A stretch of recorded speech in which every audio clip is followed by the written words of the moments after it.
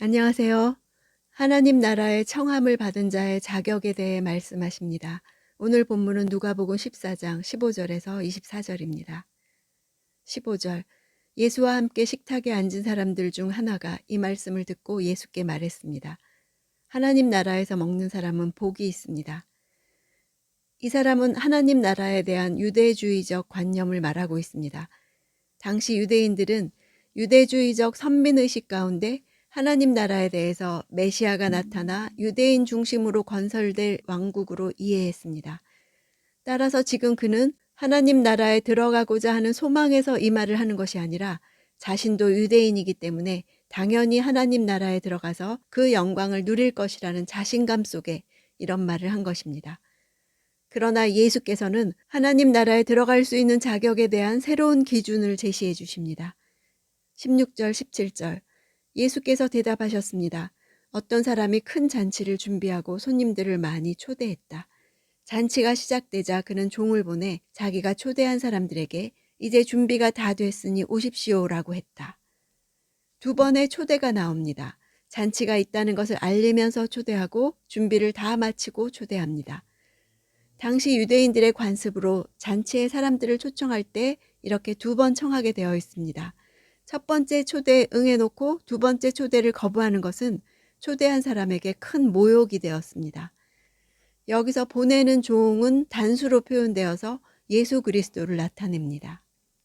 18절 그러나 그들은 한결같이 핑계를 대기 시작했다. 어떤 사람은 내가 이제 막 밭을 샀는데 좀 가봐야겠습니다. 부디 양해해 주십시오 라고 했고, 한결같이란 표현은 청함을 받은 자들 사이에 어떤 묵계가 있었음을 암시합니다. 당시 유대인들의 보편적인 분위기가 하나님 나라의 초청자로 오신 예수를 배척하는 분위기였음을 보여줍니다. 좀 가봐야겠다 이 말은 이미 산 밭이 어떠한가를 둘러보기 위해 가는 것입니다. 이것은 시급한 일이 아닙니다. 초대에 응하지 않으려는 구실일 뿐입니다. 19절 다른 사람은 내가 황소 5쌍을 샀는데 어떤지 가보는 길입니다. 부디 양해해 주십시오 라고 했다. 이미 산 소를 검사하는 일은 이미 가기로 응했던 초대를 거절하면서까지 해야 할 중대 사안은 아니었습니다. 초대에 대한 그의 거절은 그의 관심이 잔치보다도 그가 산 소에 있다는 사실을 보여줍니다.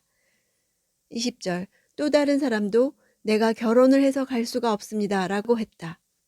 앞에 두 사람과 달리 이 사람은 나는 절대로 갈 수 없다 라고 강력하게 거절하고 있습니다. 이 사람은 잔치에 초대한 자에 대해 강한 반감까지 가지고 있었고 고의로 불참할 의사를 밝히고 있음을 알 수 있습니다. 21절 그 종이 돌아와 주인에게 그대로 전했다. 그러자 그 집주인은 화가 나 종에게 명령했다. 당장 길거리와 골목으로 나가 가난한 사람들과 지체에 장애가 있는 사람들과 보지 못하는 사람들과 걷지 못하는 사람들을 데려오너라.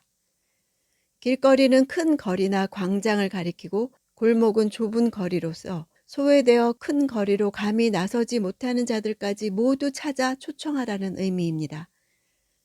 가난한 사람들과 장애가 있는 사람들은 예수님이 그 바리새인 주인에게 초대하라고 제의하신 사람들입니다. 이것은 어떤 외형적 자격을 갖춘 자가 아니라 아무 자격이 없다 할지라도 하나님의 구원의 초청에 응답하는 모든 자들을 뜻하고 그런 사람들이 하나님 나라의 시민이 될 수 있다는 혁명적인 새로운 기준입니다. 데리고 오라 하는 것은 그 잔치에 올 수 있는 자들을 샅샅이 찾으라는 선교의 명령과 더불어 찾은 자들은 반드시 데려오도록 명령하시는 것입니다. 물리력을 동원하라는 것이 아니라 거절하는 대답을 듣지 않도록 하라는 의미입니다. 그들은 그런 잔치에 초대받는 일에 익숙하지 않았기에 분명히 설득이 필요했을 것입니다. 22절, 23절 종이 말했다. 주인님 분부대로 했습니다만 아직도 자리가 남아 있습니다. 그러자 주인이 종에게 말했다. 큰 길과 산 울타리로 나가서 사람들을 데려다 내 집을 채워라. 하나님 나라는 모든 사람이 구원받을 수 있을 정도로 큰 나라입니다. 큰 길은 성 밖에 멀리 뻗어 있는 도로를 가리키고 산 울타리는 울타리처럼 도시를 둘러싸고 있는 산 줄기를 가리켜 이방 땅을 가리키는 것입니다. 초대의 언어가 청함에서 데려옴에서 강권함으로 점점 강해지는 것은 점점 더 자격이 없다고 생각하는 사람들까지 초대되고 있음을 말합니다. 여기에 데려오다라는 동사는 강제하다라는 뜻이 있습니다. 더욱 강권해서 데려오도록 강력하게 명령하는 것은 이방 선교가 강력한 명령임을 보여주는 것입니다. 24절 내가 너희에게 말한다. 처음에 초대받은 사람들은 한 명도 내 잔치를 맛보지 못할 것이다. 너희라고 바리새인 집에 함께 참석한 유대인들에게 말씀하시며 잔치에 참석을 거부한 사람들을 그들에게 적용시키고 있습니다. 잔치를 맛보지 못할 것이라는 의미는 지금까지 누렸던 선민으로서의 특권이 이제 무효화되었음을 가리킵니다. 이스라엘 역사상 하나님의 첫 번째 초청은 모세와 선지자들을 통해 제공되었습니다. 유대인들은 첫 번째 초청을 받아들였습니다. 두 번째 초청은 그의 아들을 통해서였습니다. 하지만 그들은 두 번째 초대인 아들의 초대를 거부했습니다.